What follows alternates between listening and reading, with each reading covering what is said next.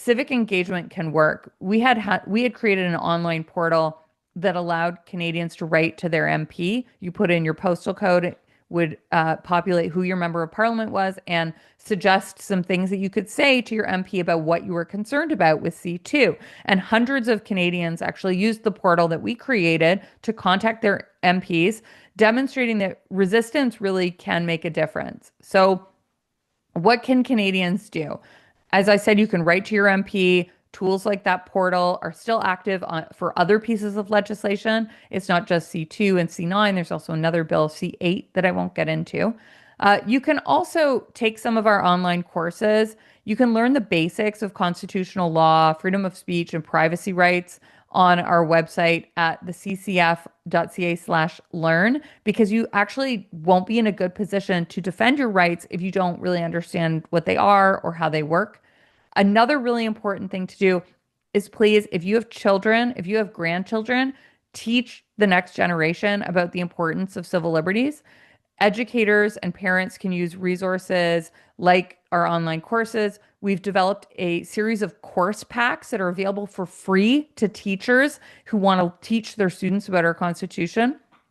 I've written a new children's book called Maple's Garden that instills in children the importance of the value of freedom of expression for children. And you can challenge the safety narrative. I mean, learn from history, recognize when governments are manipulating fear to gain power, question whether laws and regulations are truly necessary or if they're just performative, like that Nova Scotia fire ban.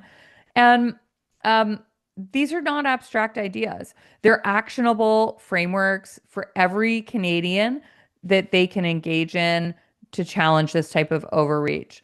I think the central lesson here is, yes, safety is important, but it cannot be the highest and only goal of a free society. The safest society imaginable is a prison. It's a place where people cannot speak, move, or act freely. And safety without liberty is not security, it is oppression. So true safety actually includes protecting freedom. It's our freedoms that make us resilient.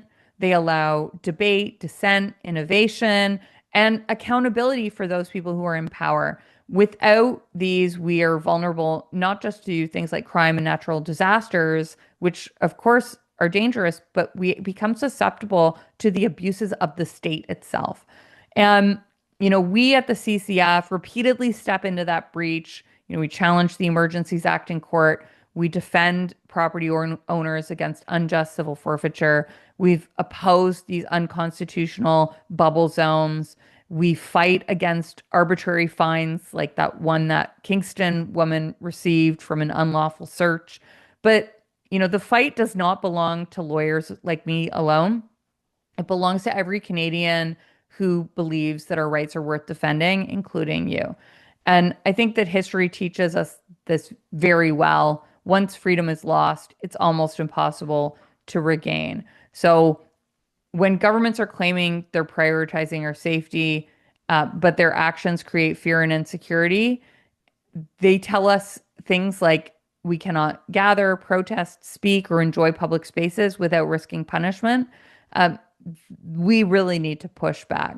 And I want to leave you with this question. The next time a politician says we are limiting your rights for your safety, ask yourself whose safety and at what cost?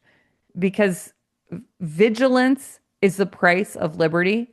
If we value freedom, we need to be willing to defend it, even when it's uncomfortable, unpopular, inconvenient, because once it's lost, it's almost impossible to regain. So that's what I had to prepare to say tonight. I hope you found it entertaining and interesting. And I'm happy to take any questions. And I cannot provide legal advice, and nothing I say is legal advice. If you have your own legal question or problem, you need to consult your own lawyer.